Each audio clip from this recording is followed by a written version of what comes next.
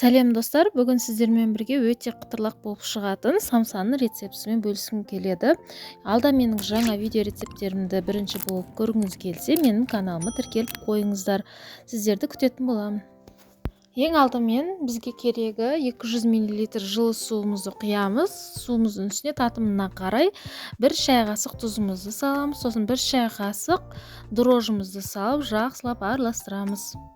Алдын ала електен өткізілген ұнымызды саламыз. Ұнды мен көз мөлшермен саламын. Сосын қасықтың көмегімен ұнымызды біріктіреміз. Ары қарай қолдың көмегімен ұнды сала отыра қамыр илейтін боламыз.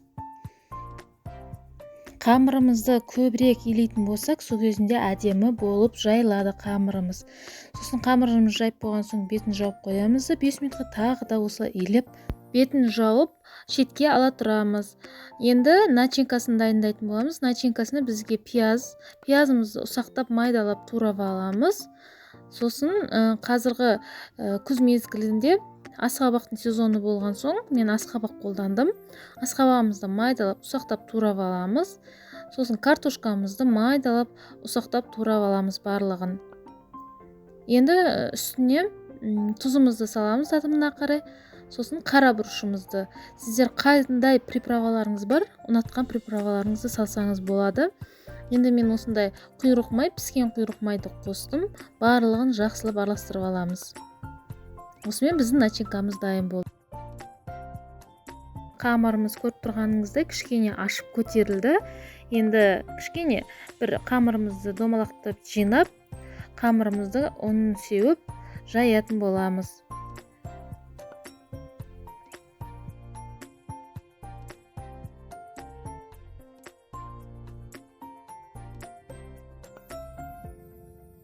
Қамырымызды домалақ қылып жайып болған соң, арасына біз майды жағатын алдын ала ертіп аламыз. Осында менде сары маймен 1 шай қасықтай тоғы май қостым.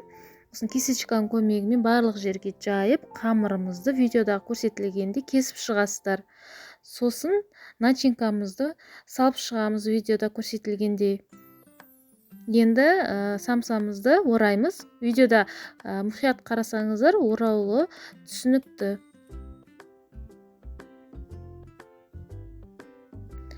Бұл әдіс асыққан кезінде өте керемет болады. Қамырды жайып істей берсеңіздер болады.